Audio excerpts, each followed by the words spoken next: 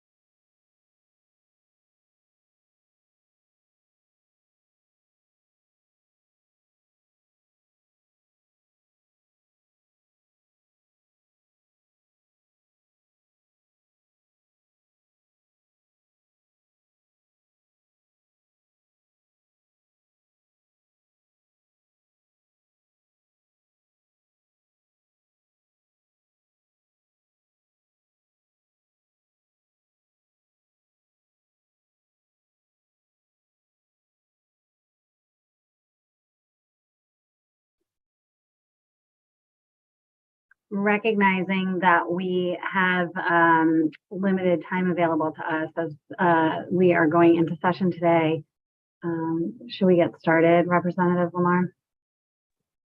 Yes, I think we've got people are still joining us, but I think we're good to get started. Still early by legislative standards. But not by Kevin's standards, but not by Mr. Dillon's standards. He's got to get his planes out on time. So that's right. That's right. All right. Well, welcome everybody to the Transportation Committee's Oversight hearing. Today we'll be hearing from the Connecticut Airport Authority. I believe we have Mr. Kevin Dillon with us today.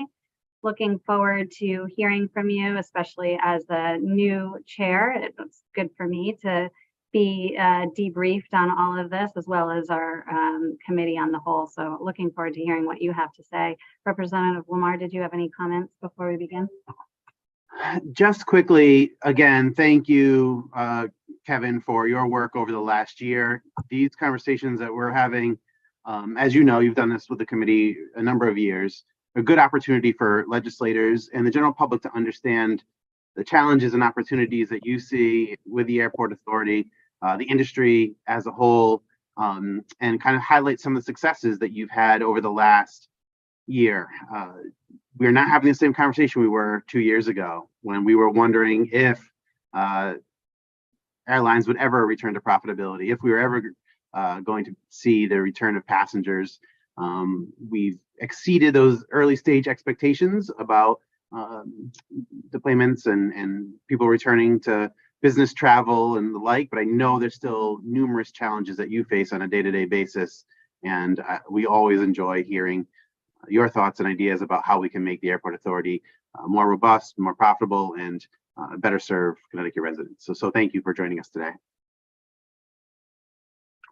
Thank you, Representative. And any comments from our ranking members, either Senator Wong or Representative Kennedy? Are they with us yet? Thank you, Madam Chair. I just want to say good morning, and I'm glad everybody's here. I'm looking forward to Mr. Dillon's presentation and looking forward to how we're going to continue to move forward in the future. So thank you and welcome. Great, thank you. And with that, take it away, Mr. Dillon. Good morning, and thank you, Senator Cohen, Representative Lamar, Senator Wong, and Representative Kennedy, and certainly all the members of the committee. I'm going to put up a presentation. So, do we have the screen?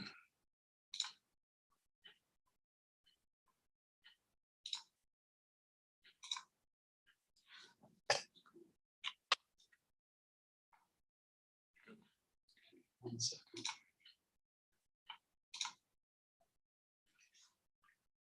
Yeah, good. My name's Kevin Dillon. I'm the Executive Director of the Connecticut Airport Authority. I also have Alex Peterson, our Director of Government Affairs, with me in the room here as well.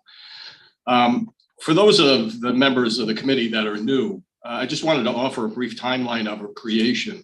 The CAA was established during the 2011 legislative session as a joint priority of Governor Malloy and key legislators in the General Assembly. We were created to own, operate, and develop Bradley International Airport and the 5 then owned general aviation airports. Those 5 airports are Groton, New London, Waterbury, Oxford, Hartford, Brainerd, Wyndham, and Danielson airports. After a lengthy transfer process with the Department of Transportation and the Federal Aviation Administration, the CAA took control of our airports in July of 2013. We were created because at that time, the state felt that its airports were not being maximized under the DOT. And I want to be very clear on this point. It had absolutely nothing to do with the expertise or the capability of DOT personnel, but rather it was because of a number of state processes that made it much more difficult to move quickly and take advantage of aviation business opportunities. We've heard many stories of major development deals that had languished at various steps in the approval processes for well over a year. And those dynamics stifled growth at the state-owned airports. The aviation industry, as you know, is a very dynamic and competitive industry. There's fierce competition between airports to attract limited airline assets. By creating the CAA as a standalone quasi-public agency that could devote its entire attention to aviation, the state was able to ensure we would be better positioned to act efficiently and entrepreneurially to attract growth at the airports. Since our inception, there are really 4 areas of emphasis that we've had: safety, route development, customer service, and economic development. A commercial service airport is only as good as its menu of nonstop routes, and we've been laser focused on engaging the airlines to establish the services that our region's businesses and leisure travelers need. A little bit later, I'll go into some of the recent successes that we've been able to celebrate, particularly here at Bradley. We're also committed to offering the highest level of customer service at all of our airports. We want the CAA's airports to be positioned as the most convenient options for travelers in the region. And we think we have a great story to tell. At Bradley International Airport, you get a wealth of nonstop flights and amenities without the congestion that you would find at Boston and New York airports. Our mission regarding economic development has several components. First, we naturally want to develop our available land and help attract and foster business growth in the community surrounding our airports. We also strive to offer the services that our existing business community needs to thrive. We also must offer ways for out-of-state travelers to conveniently reach Connecticut so we can drive additional tourism business to the many venues and attractions that call Connecticut home. And finally, safety is always at the core of everything we do, from our security practices to our snow operations. The CAA also serves as the statewide regulatory authority for aviation matters throughout the entire state. Right out of the gate, the CAA was able to secure several major development victories at Bradley Airport, including the reestablishment of transatlantic and transcontinental services, and the debut of our first ultra-low cost airlines, that being Spirit, Frontier, and Breeze. And we also had a very significant cargo development deal with Amazon recently. These successes led to 7 consecutive years of passenger growth between the CAA takeover in 2013 and the start of the pandemic. But like all airports across the country, Bradley suffered during the early months of the pandemic. In some months, we were experiencing year-over-year passenger drops of as much as 97%. However, there's been strong recent growth coming out of the pandemic, and while we're still building our passenger traffic back to pre-pandemic levels, we're proud to offer more routes now than we did pre-pandemic. Currently, Bradley Airport serves approximately 40 major nonstop destinations across the country and the world. Recently, we were very pleased to launch nonstop service to Montego Bay, Jamaica via Spirit Airlines. This is an important service that we were chasing for many, many years here at Bradley. And we were finally successful in attracting Spirit with the help of the General Assembly after the state included some incentive funding for the route. Connecticut, as you may be aware, is home to one of the largest Jamaican communities in the world, boasting the 5th largest population of residents with Jamaican ancestry among all U.S. states.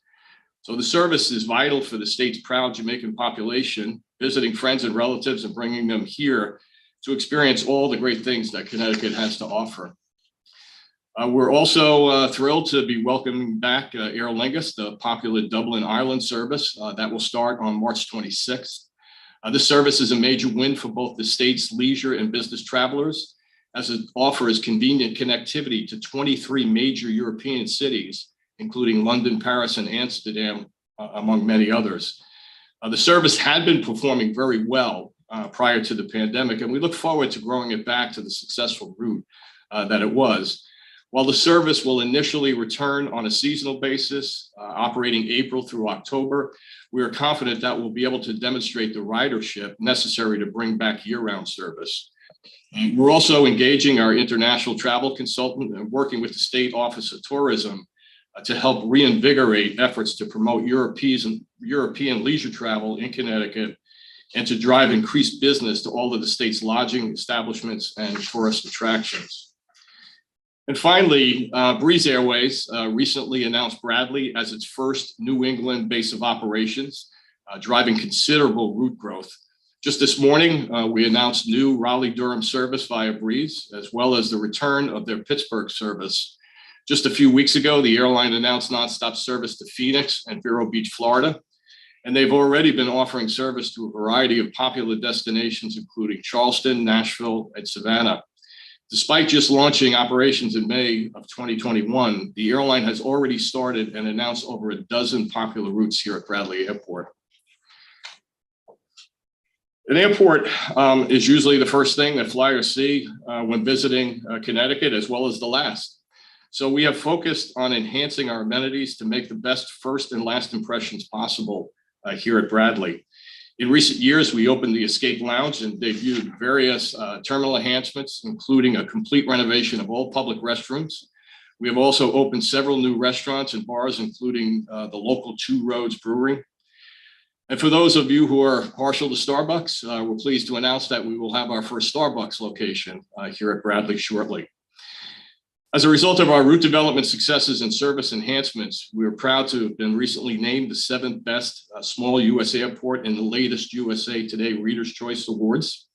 Even more recently, we were named the second best airport in the U.S. in the Condé Nast Travelers 22 Reader's Choice Awards. And this marks the 6th consecutive year that we've been in the Condé Nast top 10.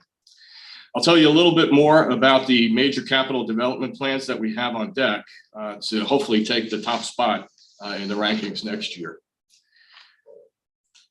Now, you may have heard recently that we opened our new $210 million ground transportation center at Bradley. This new facility consolidates all of the rental car operations in a building that's connected to the airport terminal. Tourists and business travelers coming to the state will no longer need to take a shuttle to get to their rental car. And this new facility eliminates over 250,000 rental car shuttle bus trips annually. So great environmental improvement as well. It also adds over 800 public parking spaces, and it'll soon offer an enhanced experience for airport transit users by providing a climate-controlled waiting area with easier access to restrooms and on-time arrival information. Next on deck is our $185 million checked baggage inspection services facility. Bradley is one of the few airports left in the country with those bulky baggage inspection devices taking up space in front of the airline ticket counters. Currently, when checking a bag, you have to take it to the ticket counter, have it tagged, and then lug it yourself to one of those devices so it can be checked and routed to your aircraft. We are now planning to build a new facility adjacent to the terminal, along with over a 1-mile conveyor system, so that passengers will be able to hand their luggage, their checked baggage, to the ticket agent and be done with it. You won't see it again until it gets to your destination. Aside from the significant customer service enhancement, this will allow us to remove the large machines from the ticketing lobby, opening up additional counter space for airlines to grow into and to expand their services. So it's a great capacity enhancement as well. We're also planning to undertake a new vertical circulation project. This $55 million project will streamline the flow of deplaning passengers at the airport. Currently, regardless of which concourse you arrive at, passenger must walk to a single centrally located exit lane next to the TSA security checkpoint. This project will create 2 vertical circulation cores at the end of both concourses, so passengers can walk to the end of the concourse and immediately take an escalator or stair down to the bag claim level. You can see a rendering there on the screen of what it will look like, along with some baggage claim improvements that are coming soon. This project also allows us to close the existing exit lane and expand the footprint of the existing TSA security checkpoint, which will, at times become very oversubscribed. So again, another good capacity enhancement project. And there are many other projects that have been recently completed or are currently in the pipeline, including major complex taxiway rehabilitation work at Bradley Airport. Over the past 9 years, we've completed $74 million worth of airport airside projects and $87 million worth of airport landside projects here at Bradley. And we have millions more in the pipeline to be spent at the general aviation airports.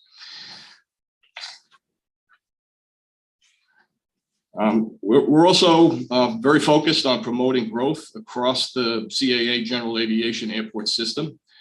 This year has been particularly exciting at Waterbury Oxford Airport. We recently opened a new Customs and Border Protection facility in conjunction with our tenant, Atlantic Aviation. This new facility has been sought after by the regional business community, as it allows international travelers to clear customs directly at the airport, rather than requiring another stop at a different airport for CBP clearance before coming home to Waterbury. Another tenant at the airport, Clay Lacy, recently broke ground on a $20 million business aviation facility. This first 11-acre phase includes construction of a passenger terminal, executive offices, and 40,000 square foot hangar. We're also working with Clay Lacy on additional phases that could bring an additional $20 million investment. In total, Clay Lacy's commitment to the airport includes 200 high-paying jobs with an annual payroll in excess of $32 million. Finally, Tradewind Aviation, also at Waterbury Oxford, recently announced that it is purchasing 20 new aircraft, doubling the company's fleet that's housed at Waterbury Oxford Airport. We're also working on a project to update the terminal facility at Groton New London Airport. As some of you may know, Groton New London Airport is the CAA's only general aviation airport that holds a Part 139 certificate. That essentially means that it's maintained to the standard necessary for commercial passenger traffic at the airport. We're rehabilitating the terminal to increase the airport's attractiveness for airlines, as well as regular general aviation operations, as we continue to work on generating interest in the airport's facilities. We also recently completed extensive apron reconstruction at Groton New London, as well as runway rehabilitation at Danielson Airport. Finally, we're launching a very important safety project at Hartford Brainerd Airport to clear obstructions. This project, which has been in process for over 7 years, finally received the necessary deep permit last week, and we plan on launching the work there imminently. Through all the development at our airports, we've also maintained a very sound financial performance. Bradley Airport's general aviation revenue bonds were recently increased from A to A+ by Standard & Poor's. The airport's CFC bonds, which supported the construction of the Ground Transportation Center, were also upgraded from BBB to BBB+ by Standard & Poor's. At Bradley, we emphasize the importance of keeping our costs low, as we do not take any taxpayer funds, as you know. The airport's expenses are predominantly paid for by airline rates and charges. Naturally, the extent of an airport's rates and charges can dictate an airline's willingness to grow their services. So we've made it a strategic goal to offer the lowest cost per enplanement of any airport in the region. Cost per enplanement is the primary benchmark of an airport's cost to the airlines.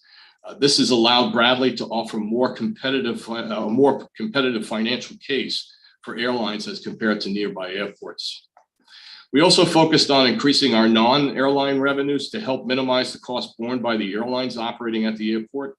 In fiscal year 2022, we experienced a 92% increase in non-airline revenues, primarily due to a shift in the management of on-airport parking facilities. We have also achieved very favorable audit results throughout the entirety of the CAA's tenure.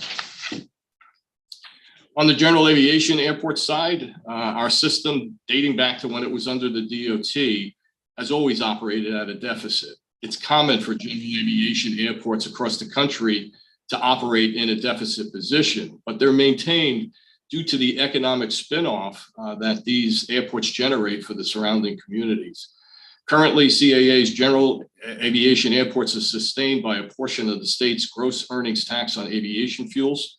And as previously mentioned, we are constantly working to attract new tenants and promote the growth of existing tenants to enhance system revenues.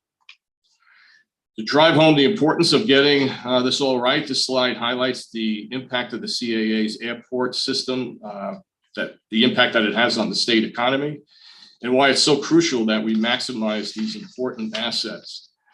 The latest economic impact study shows that Bradley International Airport alone generates $3.6 billion of total output, including supporting 22,800 jobs and $257 million worth of state and local taxes. Our general aviation airports also produce sizable benefits for the surrounding communities. They generate nearly $410 million of total output.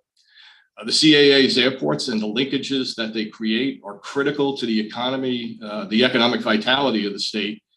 And it is the CAA's mission to continuously enhance the economic development potential of the airport system. Before I stop for questions, just want to quickly highlight a few of the CAA's legislative priorities for the year. One of the larger new proposals would require aircraft liability insurance for owners and operators of aircraft that are based or hangared in the state. The CAA suggests establishing policy minimums of $500,000 per occurrence and $100,000 per passenger. You know, while all commercial airlines and most revenue-producing flights already have federal insurance requirements that far exceed these minimums, smaller general aviation aircraft owners and operators do not have such federal requirements. While we believe that most general aviation aircraft owners and operators in Connecticut are responsible individuals and already possess such coverage, we feel it's sound policy to require a minimum level of coverage. We have found that such policies are very affordable, and Connecticut would be the 13th state in the country to move in this direction. The majority of the rest of our package seeks minor adjustments to statutes in some areas that currently reference outdated terminology. Our legislative package also seeks to eliminate the CAA as the intermediary in the state's aircraft registration program. We also want to increase flexibility for taxi drivers operating at Bradley International Airport and revise certain safety-related statutes to better reflect industry standards and current practices. That concludes the presentation. I'd be happy to handle any questions that you might have. Well, thank you so much, Mr. Dillon. I'm sure there'll be questions from the committee. I'll start off with a couple of them, and that was a great and thorough presentation for all of us, those who are new to the committee and those who are veterans. I wanted to touch on Aer Lingus again, if you would. I know that there was a stopgap or a stop loss agreement with Aer Lingus. Wonder if you could speak to us a little bit about whether the drop in passengers was purely related to the pandemic, or if we were seeing fall off prior to the pandemic. And also, was there any penalization that occurred for the state of Connecticut due to the pause in service that we had during the pandemic? No, I think, prior to the pandemic and right up to the pandemic, Aer Lingus was very successful. We were experiencing extremely high load factors, meaning the percentage of seats on the flight that were filled. And it was to a point where it really did not need further incentives. I mean, on transatlantic services at any airport in the country, there will always be weak periods during the winter months. So those continue to be a challenge, but that's not only here at Bradley. You'd find that down at JFK as well. But quite frankly, in total, the city, the route was extremely successful. Fortunately, the reason why the service was suspended really wasn't even related to a passenger issue up front. It was some of the restrictions that the US government put in place regarding transatlantic services that made it impossible for Aer Lingus to operate. So the majority of the hiatus here of Aer Lingus was related to those restrictions.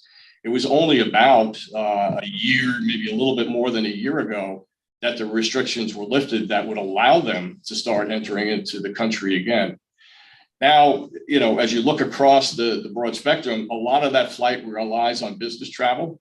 Business travel is still down substantially. It's getting better every day. But that's the thing that we have to look at in context of the Aer Lingus service as to whether or not that business travel will return to make it a year-round service. And that's why, we're taking the tact along with Aer Lingus of restarting it as a seasonal service. And have we taken any hits, so to speak, with with our decision to, and it sounds like a cooperative decision to pause service due to many factors, and also, decide as we resume that we'll be only resuming seasonally? Yeah, it's the revenue guarantee that you referenced essentially was terminated at the time the service was suspended. There is still $1.2 million left under that revenue guarantee. DECD, who controls that fund, has reached an agreement with Aer Lingus that they will allow them to access that fund as a restart. As a result of that, Aer Lingus has committed to at least 2 more years of service here at Bradley. Okay, good. Well, hopefully in the meantime, we'll be able to catch up. And I also just wonder for those of us who, for people who could sort of find themselves in between Bradley and New York airports, do you find that that you have the ability to compete? Obviously, one of the competition mechanisms is to talk about ease of in and out of Bradley, and your slides reference that. But do you feel you're able to compete on price and direct flights, your availability of direct flights to where the majority of people are looking to go, I guess? Yeah, I think I think we compare very favorably, particularly for a regional airport. Admittedly, Boston and New York will always have a much more robust route network than we'll have here at Bradley. But what we are selling is the convenience factor. We strive in all of the route development initiatives that we launch here is to go after key cities that we know people in this market area are looking for. And we define our market area in two ways. We have a total catchment area, which is essentially a 90-minute drive from Bradley Airport. And then we have what's called a core catchment area, which is a 60-minute drive from Bradley Airport. Even in that core catchment area, there's well over 2 million residents, which generate a significant number of travel. And we have found that when we have a nonstop service that people in that core catchment area want to go to, we capture at least 80% of everyone looking to travel to that destination. You know, admittedly, while we attract a fair amount of passengers from Fairfield County, the vast majority of Fairfield County is still going down to New York. That's one of the reasons why we have been working with the city of Bridgeport, for example, on the potential development of Sikorsky. We think that's a real opportunity to develop some limited level of commercial service to keep those folks home here in Connecticut. But overall, I think the route network that we have here at Bradley is very competitive to keep people in state. All right, thank you. I have two more questions for you, and they're not easy ones, so prepare yourself. You talked about the core catchment area being the 60-minute drive. Obviously, some of those folks impacted by Tweed New Haven. Just wondering if you could talk a little bit about the impact to Bradley there. Has that been detrimental to business? And I'll give you my second question now as well. There's obviously exploration, and this was passed by the legislature last year, of possibilities for development of Hartford Brainerd. Wonder if you could just speak to that a little bit as well. Sure. First on the Tweed issue, we had been working with Tweed for many, many years. I have stated publicly many times, I think there is certainly room for the development of 2 commercial service airports here in the state.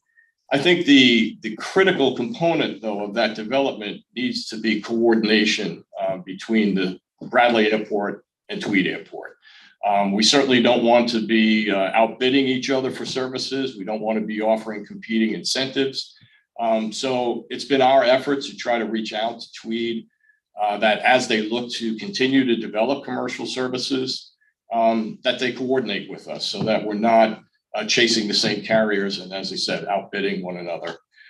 There's no doubt there will be overlap of those markets. You know, Tweed has demonstrated that they can pull right from Western Massachusetts if the price is right for the fare level down in Tweed. I think last year, Avello, the single commercial carrier there, carried about 500,000 passengers. Those 500,000 passengers most likely would have been at Bradley. But the reality is, as I said, we're getting close to our pre-pandemic numbers. So I do think there's room for both airports to develop so long as it's coordinated. As it relates to Hartford Brainerd, as the committee is aware, there is a study underway. That study needs to be completed by October 1st to determine what is the highest and best use of the property that the airport sits on. I continue to believe, based upon all of the factors that have to be considered, including environmental factors, that the highest and best use is an airport. But we are engaged in the study. We are providing the consultant with a lot of information about the airport. We've given access to the airport, but we will sit and see what the study determines by October 1st. The other issue that folks hear a lot about at Hartford Brainerd is the safety project that I referenced earlier. There are tree obstructions surrounding the airport. We've been working on it many years. It's gotten to the point where it's a significant safety issue. In fact, we have suspended nighttime operations at the airport due to those safety considerations. So we really do need to get these trees down. The hangup on that was the vast majority of the trees are on property that are owned by the city of Hartford, not airport property. However, there is an existing easement that the state has that accrued to the benefit of the CAA when we took over that actually calls for the city of Hartford to cut the trees. Now, it's a very expensive project. It's estimated to be about $1.5 million. We did not want to put that burden on the city of Hartford, so we have agreed to pick up that liability on their behalf. We just simply needed their permission to access the property, and we were finally able to work that out over the past month. Great. So that project will be underway then. Yes. Terrific. Well, I see my co-chair, Representative Lamar, has some comments and questions, followed by Representative Carney.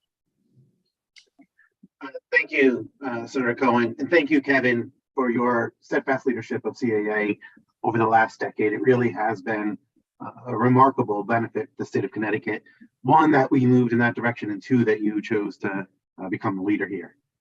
You and I have had disagreements on some aspects of our relationship with vis-a-vis Tweed and maybe about some policy proposals you've had in the past, but I've never questioned that you were the right pick at the time and remain one of the best assets that Connecticut has going for it. And your leadership of CAA has been extraordinary, and I am deeply appreciative of it.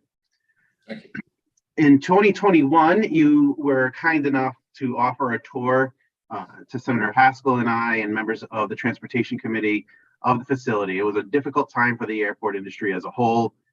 You were kind enough to extend an opportunity for us to tour both the internal workings of the facility, but also the runways and associated constraints that you have on site. And so we only got a brief preview of the Ground Transportation Center at that moment.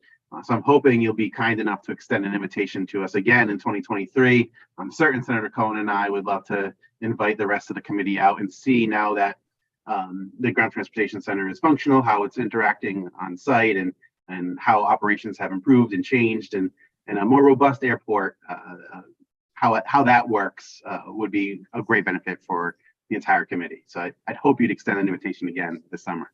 Absolutely. We'd really welcome the opportunity. Thank you. You mentioned in the discussion of the Ground Transportation Center an opportunity for improving public transit links into and the airport, and whether or not we have dedicated enough time and space to that thinking. I would love to get your thoughts on that, because when I hear constituents talk about access to Bradley, they often talk about, the ease with which they may enter JFK or LaGuardia and use of public transit to access those airports. Could you tell me a little bit about what you see as potential opportunities for public transit links to the airport? Sure. I think up front, what we're trying to do is enhance regional bus services. And that's not only services here in Connecticut, but in Western Massachusetts and as far north as Vermont. We have a constituent base up there because of the direct shot down Interstate 91. So we see that as a real opportunity for us. So we are working with the DOT to try to promote those bus services. But what we're really after in the long run, and it's probably a ways into the future, is a direct rail connection into Bradley. And that's why we've left an allowance in this Ground Transportation Center to bring a light rail link directly into that facility.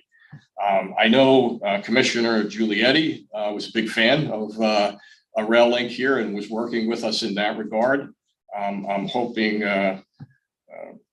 Commissioner Designate Eucalito will continue that discussion with us, because I think in the long run, that's what's going to be necessary to keep Bradley growing. Again, there's no science to what I'm about to say, but as I continue to look at this market area, and after doing this for 47 years at different airports across the country, I do believe Bradley could become at least a 10 million passenger airport. So when you look to the future, certainly transit links like that are going to be vital. And I appreciate that. I think that's the type of foresight that I appreciated when the development of the Ground Transportation Center was considered. I think it opens up a lot of opportunities for us, particularly on the western side of Hartford. If you think about how Fast Track currently links up western suburbs of Hartford into the city, if you could get a connection via either Fast Track or rail into the airport, you would make it such an easy facility to to enter from like New Britain and beyond. It's such an incredible opportunity for the state. And so I'm deeply thoughtful that you considered that potential in the design of the transportation center, because if you hadn't, we'd hate to be in a situation 5-10 years from now where we finally understand the opportunity, we have the capital capacity to do it, but we never considered it in the construction of the transportation center. So I am very thankful that you thought of that through. Sure. And we do see opportunities, certainly with the new train station in Windsor Locks, to have that, rail bus connectivity, for that last mile, so to speak, into the airport. But that is the potential for a light rail connection directly into that station as well. With respect to the 2023 legislative proposals, it seems relatively limited in what you need from us this year. We've already reserved a bill as our practice in the Transportation Committee. We reserved a bill for the Connecticut Airport Authority already. So we'll welcome you to come in and do a quick briefing of the Transportation Committee leadership in the next few weeks, but you will certainly have a public hearing on your bill in February where you can go into those proposals in more detail, and we can have a full public hearing at that point. And I know the committee members will be really deeply appreciative of you giving a broader overview of those proposals. Right. And finally, I'm going to double back down on a question with respect to the airports outside of your control, not Tweed, which was normally the focus of our conversation and often disagreements, but instead an update with regard to Sikorsky negotiations and how that's progressing, the challenges that we may read about in the newspaper vis-a-vis Bridgeport versus Stratford versus CAA. Can you give us any insight into how that's progressing at this time? Sure. We continue to have dialogue with the city of Bridgeport on an acquisition. We're really down to two remaining issues. One is that the city needed to conduct an audit of the airport and present that to the FAA to demonstrate that the city has contributed at least $10 million of non-airport revenue to the airport, because that's how the purchase price of the facility is set, right? The FAA will only allow up to a $10 million acquisition price.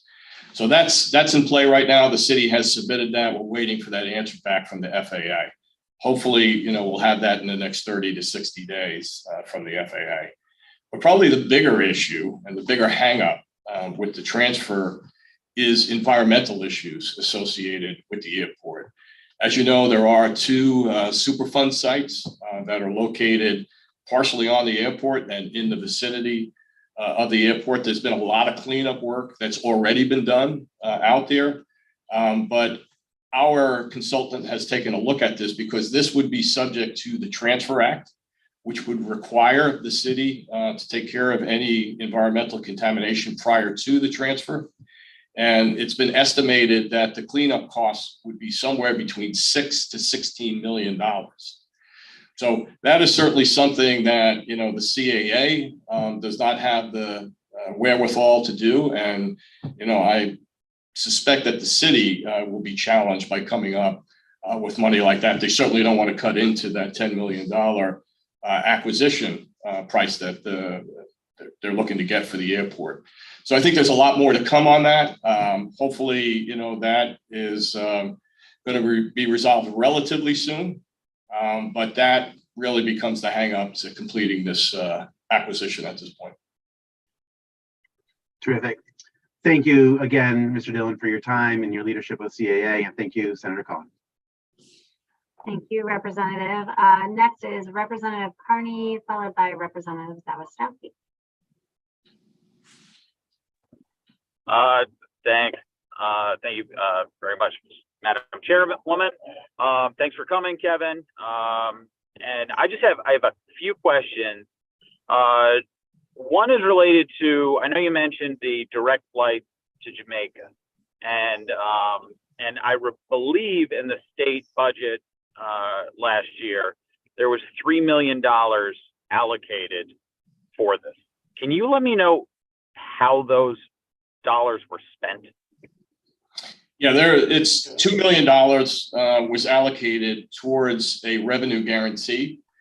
Again, airports in and of themselves are prevented by the FAA from entering directly into revenue guarantees. So it has to be either a state agency or an economic development agency, typically, that would do that. In this case, the $2 million has been allocated to DECD to structure a revenue guarantee. And the revenue guarantee has been structured over 2 years. So there's $1 million in the first year, $1 million in the second year. And again, how a revenue guarantee works is there's a negotiation with the airline as to what the expectation is for revenue on a particular route.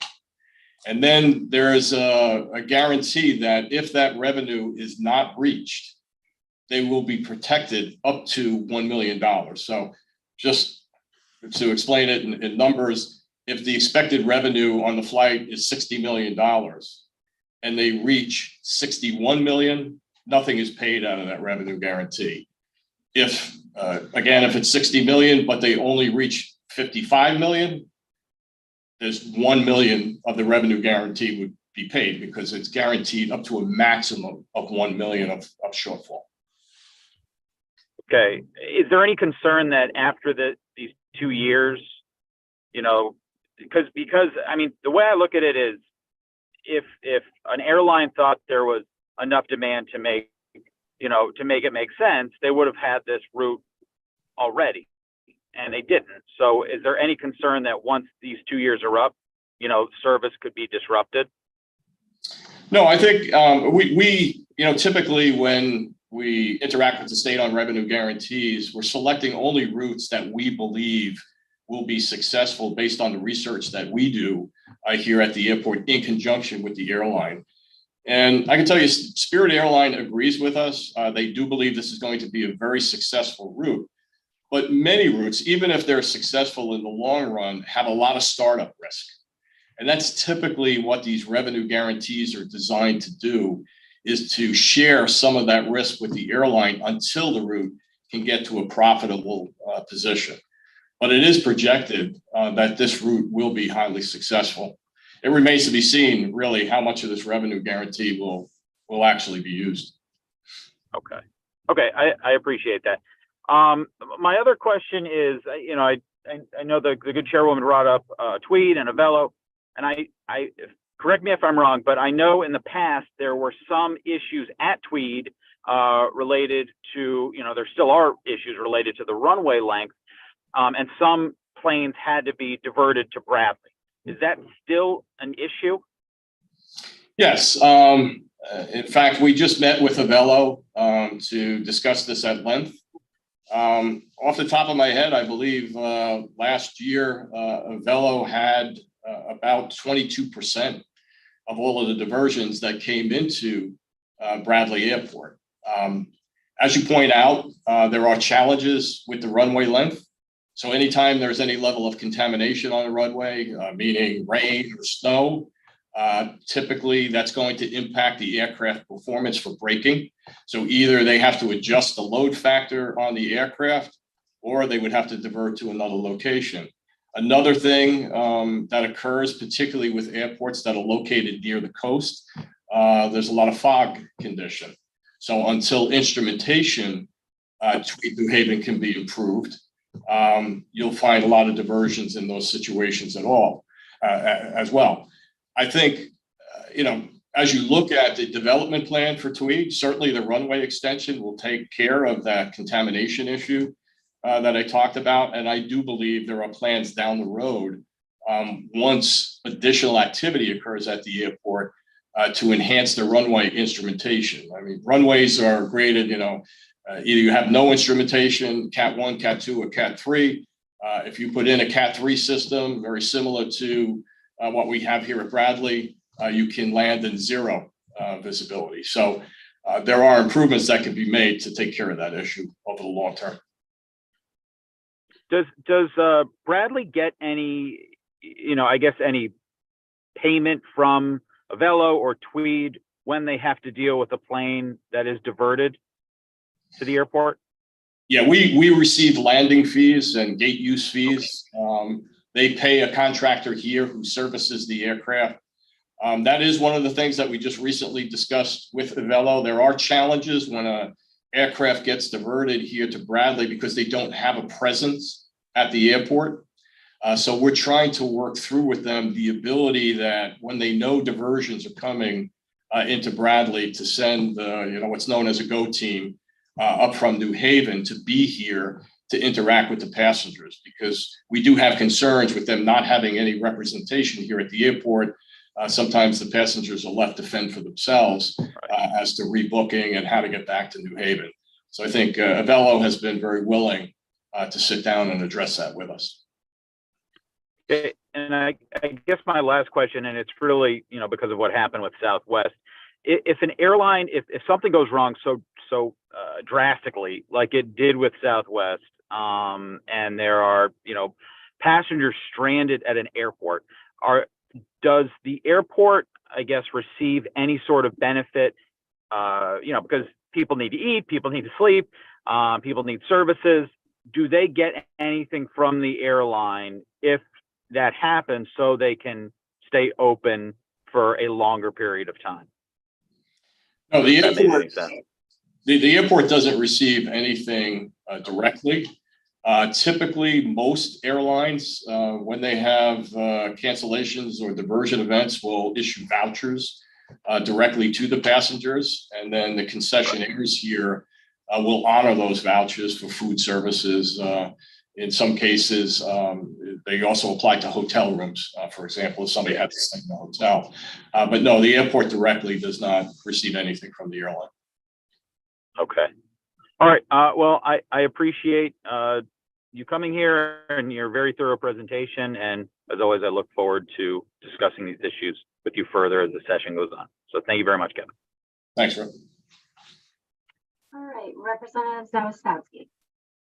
Good morning, and thank you, Madam Co-Chair.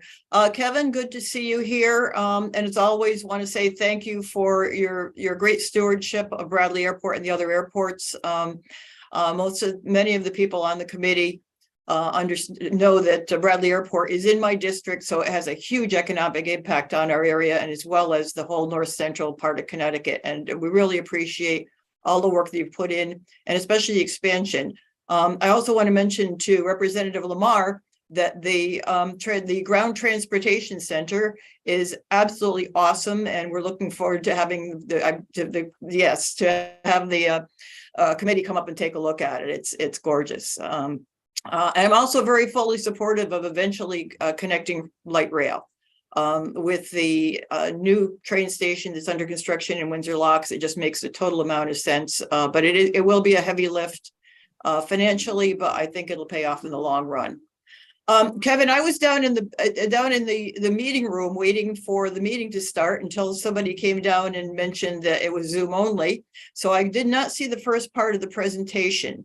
I did see the slides. I'm not sure that you talked any about cargo at all. This is something I'd be interested in finding out a little bit more, and I think it'd be important for the committee to understand what the cargo operations are and what the future looks like. Sure. My only reference really to cargo in the presentation was to reference the significant development deal that we were able to strike with Amazon Air for cargo here at Bradley. But I do believe, cargo was one of the bright spots for us throughout the pandemic. We had significant increases in cargo passing through the airport. A lot of that related to online purchasing. All of the carriers, Amazon, DHL, FedEx, UPS, all benefited and all really grew during that time period. Now that we're coming out of the pandemic, we're still seeing growth in terms of cargo, because I think a lot of the operators saw that there's a good opportunity to service the greater region through Bradley. And that's one of the things that we're trying to push with cargo operators across the board, that we think geographically we're well positioned to be your central distribution point for all of New England, and quite frankly, for all of the Northeast. Amazon, for example, just recently tried to reach a deal with the Port Authority of New York and New Jersey at Newark Airport. They weren't able to come to terms. We would love to see Amazon bring that development deal here to Bradley. Many members of the committee probably know we have well over 300 acres of developable property right here on Bradley. We have indicated to cargo carriers for the right terms. We would even be willing to build cargo facilities for them to operate here if we got the right level of commitment. But when you combine our property with all of the available property surrounding the airport, there's a lot of potential for cargo growth here at the airport. Thank you, Kevin. And if you could just give us an update on what's going on with the car rental company properties that are now, since the car rental companies have now moved into the ground transportation center, what's actually going to happen with the empty facilities? Sure. Yeah, we're very anxious to put that property back into service. In the long run, I do see some opportunity for cargo development on those properties. Right now, we're completing the environmental review. The rental car companies have obligations for cleanup of any environmental contamination on the site before it's returned to us. We're almost completed with that review. Probably up front, though, most of that property will be used for additional parking here at the airport until we can convert to that longer-term use of cargo development. Okay, and thank you very much for being here again, and I'm sure we'll be talking soon. And thank you, Madam Chair. Excellent. Thank you, Representative. Representative Conley. Thank you, Madam Chair, and I appreciate this forum being held today. I just wanted to comment that those of us from Southeastern Connecticut are incredibly excited about Tweed opportunities, and it is getting a lot of passengers who may normally go to Providence back into the Connecticut market. And even with some of the changes where you might have to go through Bradley, realizing that Bradley is not that far from Southeastern Connecticut and that maybe some of our habits of Providence didn't actually save us time. So the Tweed opportunity is really beneficial to getting folks back. And I'm also very excited to hear about renovations to Groton New London Airport. I know prior you used to be able to go down to DC, and many folks from Southeastern Connecticut regularly travel to DC multiple times a week for their work, and having an opportunity to have more local travel down to DC and then to connect to other areas may really help a lot of passengers, again, re-enter the Connecticut market. Thank you. Thank you, Representative. Senator Gaston. Thank you, Madam Chair, and thank you so very much for sharing the information that you've shared thus far regarding your plans with Bradley and some of the other airports. But I have a very strong interest in seeing the successful sort of transfer of the airport between Bridgeport and Stratford. And I heard you talk about some of the challenges that may be unique should the environmental folks say that there are issues that the city would have to remediate. I also work for the city of Bridgeport, and I know how important this issue is, and us really wanting to move forward with this. Are there any, what would be, I guess, the alternative in the event that the environmental folks come back and say there are issues and we already are a financially strapped city? Are there any other course of action that would take place that would not prohibit the progression of this deal sort of moving forward? And what would that look like? Sure. I certainly don't want to speak for the city of Bridgeport, but in conversations with city administration, there is the potential that if this environmental issue is as large as it seems it might be, that there could be a request for a waiver of the Transfer Act and then simply provide indemnification to the CAA. If you recall what occurred when the airports were transferred to us from the DOT, that very thing happened, right? Because the airports were subject at that time to the Transfer Act. So legislation was passed that exempted, Bradley and the 5 general aviation airports that we operate from the Transfer Act, and then the state provided indemnification that in the event cleanup was required in the future, any contamination that existed prior to the date of us taking over the airport was the responsibility of the state, and then the CAA would be responsible going forward. In conversations with the city, what we would look for if they did move in that direction, because keep in mind, it's solely up to the city if they want to seek that exemption, we would ask the city to not only get the legislation passed for the exemption, but ask that the state indemnify any future cleanup at Sikorsky and put it on the same footing that all of our airports that we operate today are on. Okay. Thank you so much for that clarification and for your explanation. I appreciate it. Thank you, Senator. And again, just want to provide my thanks to you, Mr. Dillon, for being here and providing us as a committee with this presentation. Really helpful. And I know you always made yourself available for the folks on the committee to answer any questions as we sort of navigate through our legislative session here. So I appreciate that. And I too will be looking forward to a tour. I will love that very much. Representative Lamar, any comments to close? I would just highlight, he hasn't been highlighted enough. Alex Peterson, who is a legislative liaison for CAA, is an extraordinary asset for members of this committee and for Kevin, frankly. And he's an incredible person for anyone who has any questions or concerns. There he is. Yes. He's always very diligent, very responsive. And if anyone on the committee has issues, they can either come through Senator Cohen or I, or go directly to Alex. Alex has always been one of our committee's favorite folks. So thank you, Kevin, for hiring him and keeping him on board. And thank you, Alex, for all that you do as well. I tell people he really runs the joint here, so I'm just the face. Thanks, Rob. I echo those sentiments, so that's wonderful. Any other comments before we close out? All right, well, thanks again, everyone, and be well. And we'll see our colleagues in session in just a little bit. Thank you. Thanks.